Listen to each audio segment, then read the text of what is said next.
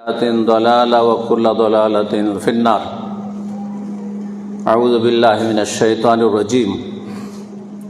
قد أفلح من تزكى وذكر اسم ربه فصلى.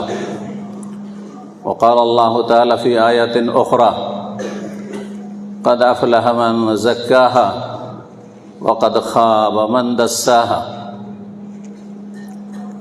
সম্মানিত জামে মসজিদের জামিয়াতুল ইমামুল আলবানী জামে মসজিদের মুসাল্লিগণ,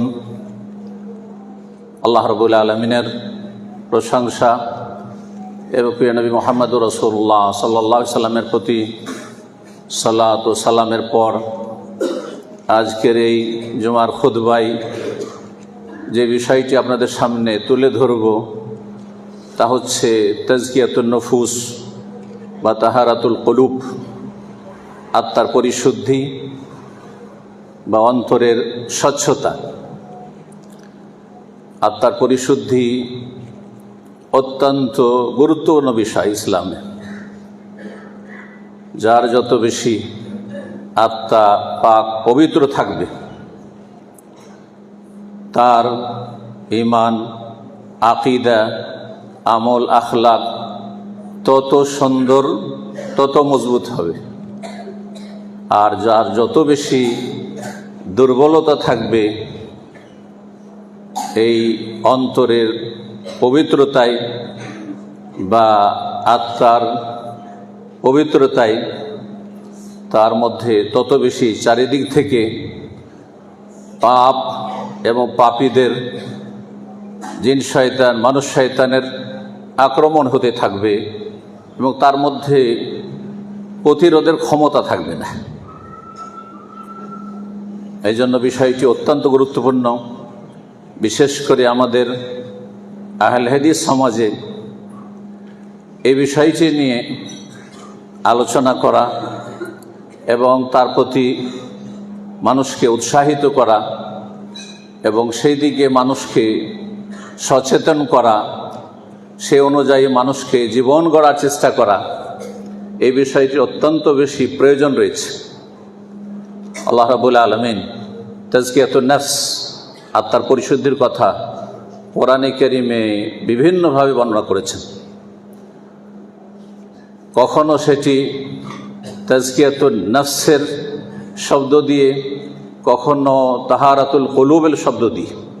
এই জন্য প্রথমে আমি বলেছি যে এই দুটো বিষয় হচ্ছে একই রকম প্রতিশব্দ, যদিও নাম বা ভাষা হচ্ছে ভিন্ন, কিন্তু ক্ষেত্র হচ্ছে একই।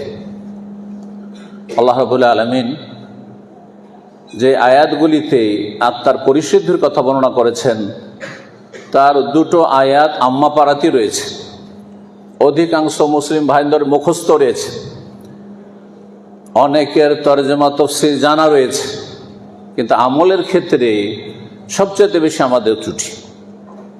অনেকে বাহ্যিক আমরা ভালো মানুষ দেখি, কিন্তু এই আত্মার পরিশুদ্ধিতে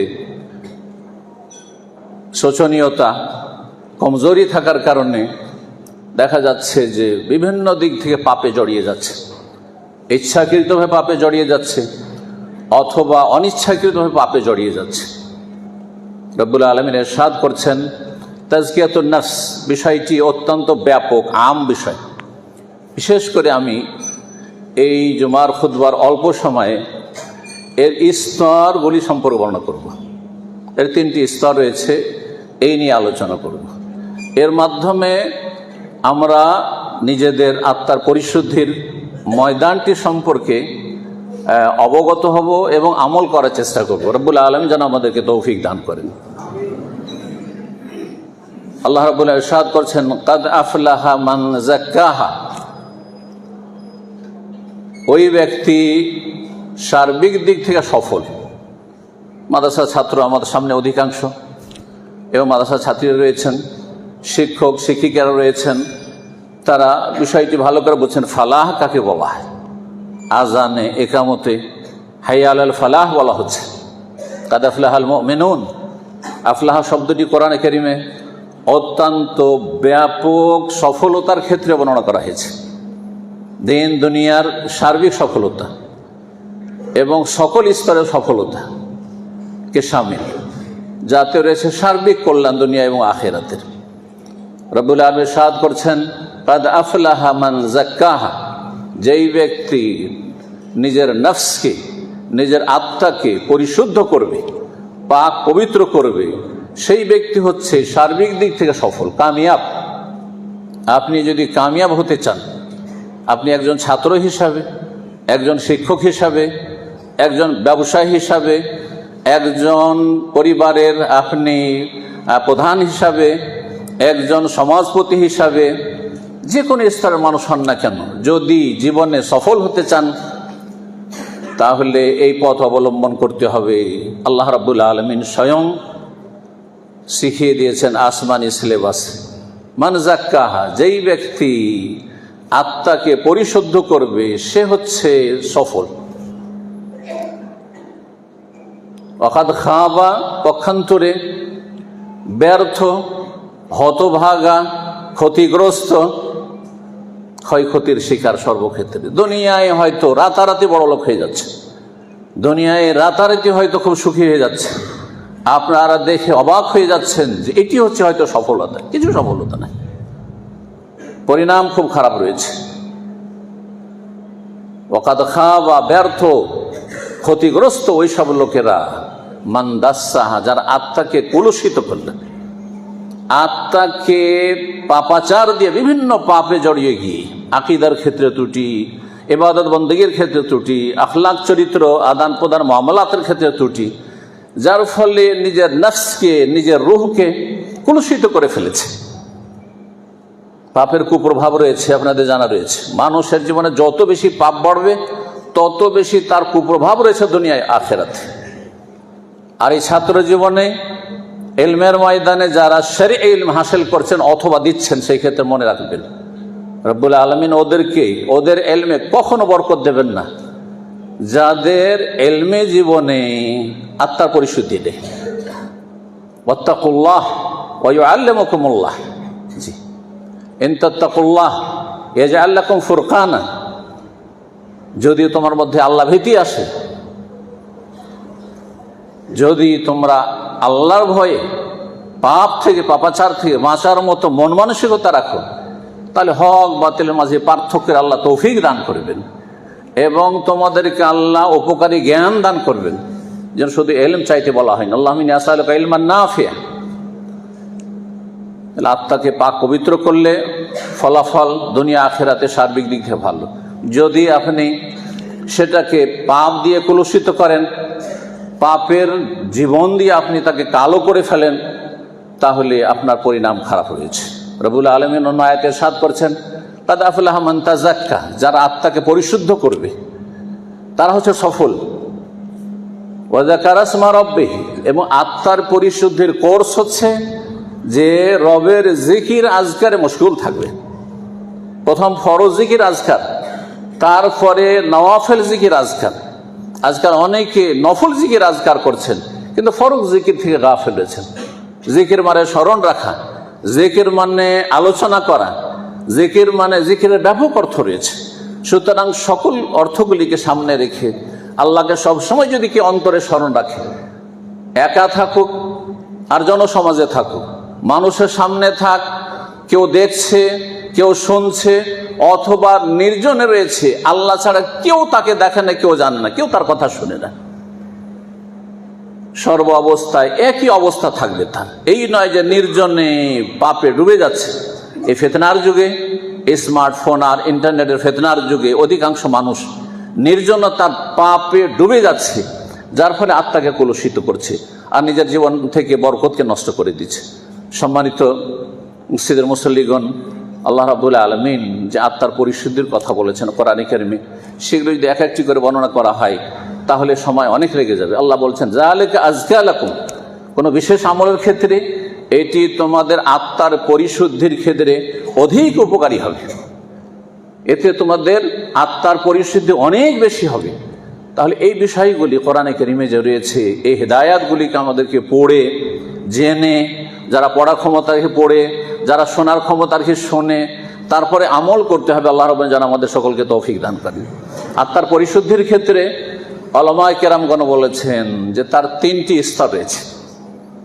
সংক্ষেপে এই 3টি স্তর বর্ণনা করি, যাতে করে এই স্তরগুলি আমাদের জীবনে আছে কিনা, আর কতটা আছে, আর কতটা ঘাটতি আছে, যেটা পূরণ করার জন্য আমাদেরকে সর্বাত্মক চেষ্টা করতে হবে। প্রথম স্তর বলেছেন উলামায়ে কেরামগণ, সালাফ থেকেই বিভিন্ন বর্ণনাগুলি রয়েছে যে আল্লাহর তৌহিদ, আল্লাহর মহাব্বত, আল্লাহর ভালোবাসা, আল্লাহর ইখলাস, এই বিষয়টি হচ্ছে প্রথম বিষয়। আল্লাহর তৌহিদ এবং তৌহিদের একটা গুরুত্বপূর্ণ দিক হচ্ছে মাহাব্বাতুল্লাহ, আল্লাহর ভালোবাসা। যার অন্তরে যত বেশি তৌহিদ প্রতিষ্ঠিত হবে, যার যত বেশি জীবনে তৌহিদের বাস্তবায়ন হবে, মান হাক্কাকা তৌহিদ, আপনারা পড়েছেন এবং পড়াচ্ছেন কিতাবুত তৌহিদে, মান হাক্কাকা তৌহিদের যদি পুরোপুরি বাস্তবায়ন হয় তো দাখালা জান্নাতে বেগাইরে হিসাবিন ওয়ালা আযাব, না হিসাব হবে না আযাব হবে, জান্নাত যাওয়া সহজ হয়ে যাবে। তো তৌহিদের প্রতিষ্ঠা, তৌহিদের গুরুত্বপূর্ণ একটি দিক হচ্ছে আল্লাহর ভালোবাসা। ইবাদতের গুরুত্বপূর্ণ একটা দিক হচ্ছে মাহাব্বাতুল, আল্লাহর ভালোবাসা। আল্লাহর ভালোবাসা যার অন্তরে যত বেশি থাকবে, আল্লাহ রাসূল সাল্লাল্লাহু আলাইহি ওয়াসাল্লামের ভালোবাসা যার অন্তরে যত বেশি থাকবে, আল্লাহর দ্বীনের ভালোবাসা যার অন্তরে যত বেশি থাকবে, তার তত বেশি আত্মার পরিশুদ্ধি হবে। কেন? দুনিয়ার একটি উদাহরণ দিয়ে বুঝেন আপনি। যার যেই বিষয়ের সাথে যত বেশি ভালোবাসা আছে, সেই বিষয়টি হাসিল করার জন্য সর্বাত্মক মরিয়া হয়ে চেষ্টা করে।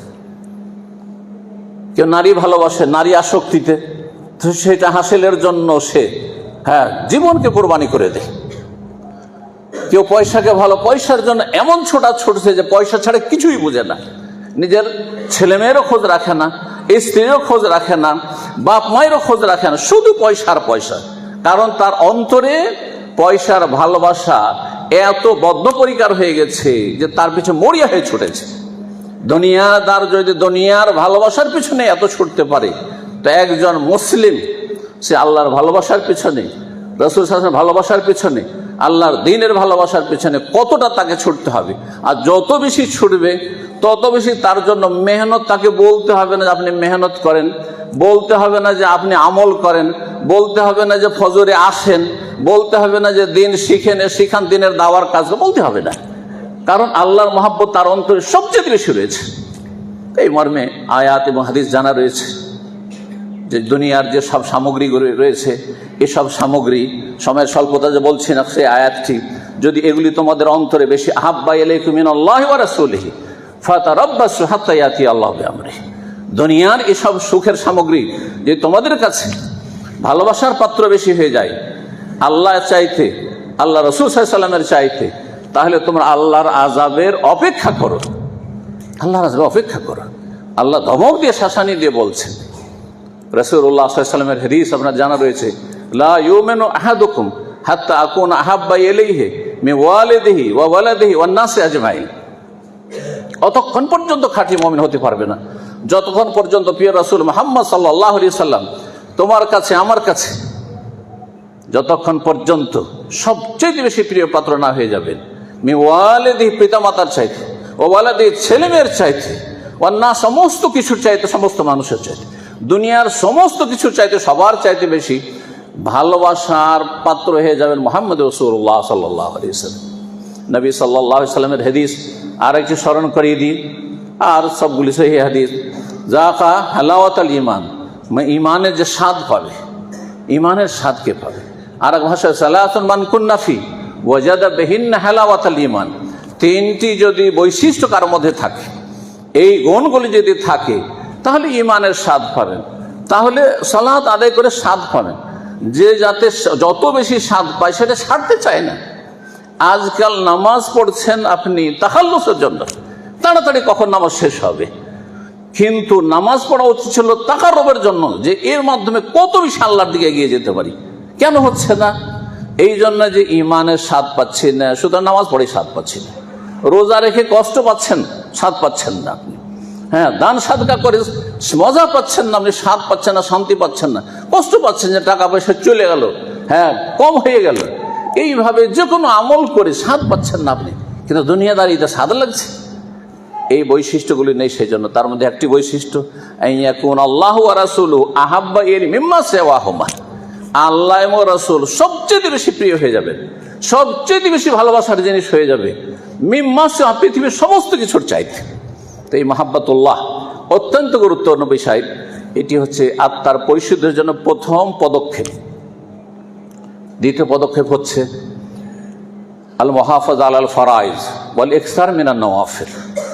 ফরজ ওয়াজিব মুসলিম জীবনে যা রয়েছে, দৈনিক ফরজ রয়েছে, সাপ্তাহিক ফরজ রয়েছে, মাসিক ফরজ রয়েছে, বাৎসরিক ফরজ রয়েছে, বিভিন্ন ফরজ রয়েছে। ফরজ রয়েছে শারীরিক ইবাদতের ক্ষেত্রে, ফরজ রয়েছে আপনার অন্তরের আমলের ক্ষেত্রে, আমালুল কলুবের ক্ষেত্রে, ফারাইজ ওয়াজিবাত রয়েছে আপনার বিভিন্ন ইবাদত বন্দেগীর ক্ষেত্রে সর্বস্তরে। নারীদের ক্ষেত্রে হিজাব ফরজ রয়েছে, পুরুষদের ক্ষেত্রে এবং নারীদের ক্ষেত্রে অধিকাংশ মাসাইল কাছাকাছি একই রকম রয়েছে, যেখানে ভিন্নতা রয়েছে, ভিন্ন বিষয় রয়েছে। তো সবগুলি যেগুলি ফরজ জিনিস সেগুলির হেফাজত করা যথাযথ।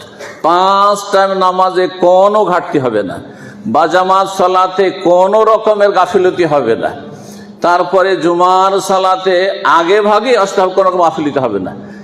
এই নয় যে আজানের পরে এসে ঢুকলেন, খুতবা শুরু হওয়ার পর ঢুকলেন, এমন হবে না। ফারাইজ ওয়াজিবাতের হেফাজত করা, ফারাইজ ওয়াজিবাতের হেফাজত হচ্ছে অন্য অন্য যতগুলি ফরজ রয়েছে মানুষের, আল্লাহর হকের ক্ষেত্রে, মানুষের হকের, বাপ মায়ের হকের কতটা ফরজ রয়েছে আর কতটা স্তর রয়েছে, এগুলো সুন্নত মুস্তাহাবের দরজাতে পড়ছে, সেগুলো জেনে বুঝে আর তারপরে ফরজগুলি জীবনের নিয়মিত আদায় করা, সুন্দরভাবে আদায় করা, আর তারপরে বেশি বেশি নফল আদায় করা, বেশি বেশি নফল আদায় করা। নামাজের ক্ষেত্রে নফল রয়েছে, রোজার ক্ষেত্রে নওয়াফল রয়েছে, জাকাতের পরে দান সাদকার ক্ষেত্রে নফল রয়েছে, আর এলম চর্চার ক্ষেত্রে নফল রয়েছে। ফারজে আইনের একটা স্তর রয়েছে এলম চর্চার ক্ষেত্রে, ফারজে কেফায়ের একটা স্তর রয়েছে এলম চর্চার ক্ষেত্রে, যেটা হচ্ছে সুন্নাত সকলের জন্য এবং মুস্তাহাব নওয়াফল। বেশি বেশি নফল করার চেষ্টা করা ফরজের হেফাজতের পরে। যেই ব্যক্তি 5 ওয়াক্ত নামাজের সুন্দরভাবে হেফাজত করছে, সেই ব্যক্তি তাহাজ্জুদের কথা চিন্তা করবেন, সেই ব্যক্তি সালাতুল জোহর করার চিন্তা করবেন, সেই ব্যক্তি ইশরাকের কথা চিন্তা করবেন, সেই ব্যক্তি অন্য অন্য যে আজকার রয়েছে সেগুলি আজকারের কথা চিন্তা করবেন। আপনি এইভাবে বেশি বেশি নফল করার চেষ্টা করেন। এর মাধ্যমে মানুষের আত্মার পরিশুদ্ধি হয়ে থাকে, আত্মার পরিশুদ্ধি হয়ে থাকে। তৃতীয় বিষয়টি, সেটি হচ্ছে আল মুহাসাবা ওয়াল মুরাকাবা, নিজের হিসাব নিজেই করা। হাসিবু আনফুসাকুম ক্বাবলা আন তুহাসাবু, নিজের হিসাব নিজেই করেন। আপনি কোনখানে আছেন, এই অবস্থায় যদি মালাকুল মওত, মওতের পরোয়ানা নিয়ে চলে আসে, তো আপনাকে রহমতের ফেরেশতা নিয়ে যাবে, এই লিনে নিয়ে যাবে, জান্নাতে যেতে পারবেন নাকি জাহান্নামে চলে যেতে হবে, যে কোনো অবস্থা। চিন্তা করে, একজন মানুষ ফজর পড়লো না, আর সেই সময় তার মরণ চলে আসলো, সূর্য উঠিয়ে দিল, ওই সময় যদি তার মত হয়, অথবা এক সময় নির্জনে পাপ দেখছিল, পাপ শুনছিল, সেই সময় তার মরণ হয়ে গেল, তা আপনি চিন্তা করুন যে এই ব্যক্তি জান্নাতে যেতে পারবে? এই ব্যক্তি কি আল্লাহ রহমত পাবে? রহমতের ফেরেশতা নিয়ে যাবে না আযাবের ফেরেশতা সিজ্জিনে নিয়ে যাবে? নিজের হিসাব নিজেই করা। আমি যেখানে আছি, আজকের দিনের হিসাব করেন আপনি, আজকের দিনে কতটা আপনি নেকি করলেন আপনি, আর গোনা কতটা করেছেন। গোনা করেছেন তো আপনার, বা গোনা হয়েছে কতটা পরিমাণ হয়েছে, এবং কাবিরা গুনাহ কি হয়েছে, অনেকে হিসাবই করেন না, গোনাকে গোনাই মনে করেন না। কারণ গোনা করে করে এমন বদঅভ্যাস হয়ে গেছে, গোনাই লাগে না। যেমন ময়লা আবর্জনার জায়গায়, নোংরা জায়গায় যারা বসবাস করে তাদের আর গন্ধ লাগে না, তাদের তখন নোংরা বস্তুর গন্ধ লাগে না। কিন্তু নতুন মানুষ, যার মেজাজ ফ্রেশ হয়ে আছে, যে পরিষ্কার পরিচ্ছন্ন জায়গায় থাকায় অভ্যস্ত, সে সামান্য একটু গন্ধ পেলে তাকে গন্ধ লাগে। এইরকম এই জন্য হাদিসে রাসূলুল্লাহ সাল্লাল্লাহু আলাইহি সাল্লামের রয়েছেন যে যেই ব্যক্তি গুনাহ করে, তো গুনাহ হতে ওই নাকের ডগায় মাছি বসার মতো, মাছি দিয়ে ডিস্টার্ব করছে, তাড়িয়ে দিল বারবার করে, কোনো কিছুই লাগে না তাকে, ওই রকম গুনাহ করতে অভ্যাস হয়ে গেছে, কোনো ব্যাপার না। অথচ জীবনে কাবিরা গুনাহ হচ্ছে। আজকাল মুসলিম সমাজে কাবিরা গুনাহর শেষ নেই, কাবিরা গুনাহর শেষ নেই। আপনার এই হিসাব নিকাশের ক্ষেত্রে, মহাসব নিজের হিসাব নিকাশের ক্ষেত্রে আপনাকে চিন্তা করতে হবে যে আপনাকে হাসর মাঠে যে জিজ্ঞাসা করা হবে 4-5টি সওয়াল, তার মধ্যে গুরুত্বপূর্ণ সওয়াল রয়েছে, এমন একটি সওয়াল রয়েছে, এমন একটি বিষয় রয়েছে যে 2 দিক থেকে জিজ্ঞাসা করা হবে। মিন আইনা ইকতাসাবাহু ওয়া ফিমা আনফাকাহু, আপনার টাকাটা পকেটে ঢুকেছে কোন রাস্তা দিয়ে, আর পকেট থেকে যখন বেরিয়ে গেছে খরচ করেছেন কোথায় আপনি খরচ করেছেন? চিন্তা করুন তো।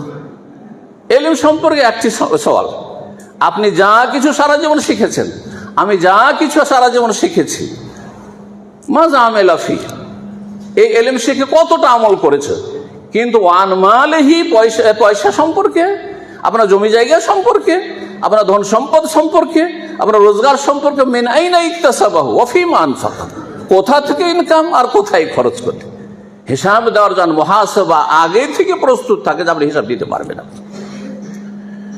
এইভাবে মোরাকাবা আর একটি বিষয় রয়েছে, সুফিদের মোরাকাবা নয়, হ্যাঁ, কোরআন সুন্নাহর মোরাকাবা হচ্ছে যে আপনি ইহসানের যে মারাতাবা দুটো স্তর রয়েছে সেটা আপনি খেয়াল রাখবেন। ইহসানের স্তরগুলি, আনতা আবুদাল্লাহ কান্নাকা তারাহ ফাইন লাম তাকুন তারাহু ফাইন্নাহু ইয়ারাক, এই হচ্ছে মোরাকাবা। আল্লাহকে যেন দেখছি, এই নয় যে নামাজের সময় শুধু আল্লাহকে দেখছি, রোজা রমজানে শুধু আল্লাহকে দেখছি, তাহাজ্জুদ পড়ার সময় শুধু যেন আল্লাহকে দেখছি, না, এটা উদ্দেশ্য নয়। মুসলিম জীবনটাই হচ্ছে পুরো ইবাদতের জীবন।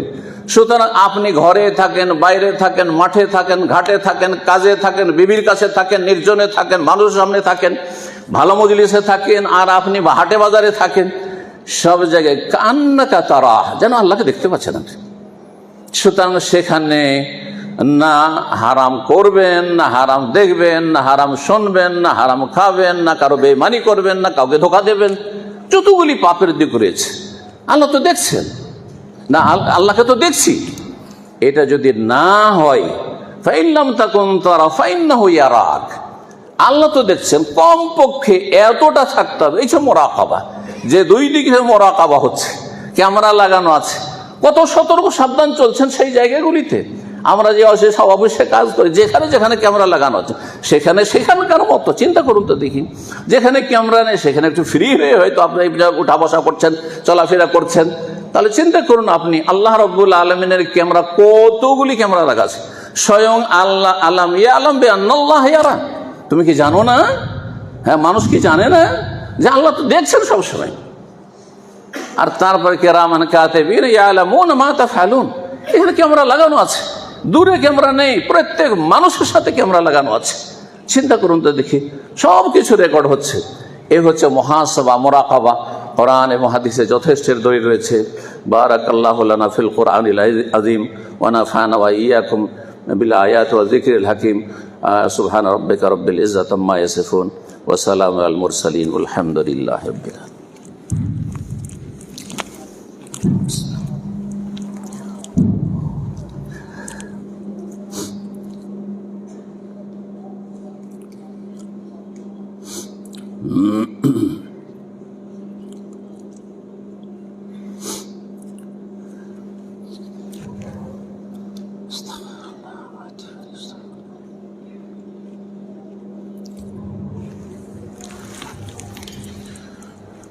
আলহামদুলিল্লাহ রাব্বিল আলামিন ওয়াসসালাতু ওয়াসসালামু আলা সাইয়্যিদিল মুরসালিন নবিয়িনা মুহাম্মদ ওয়া আলা আলিহি ওয়া সাহবিহি আজমাইন, আম্মা বাদ।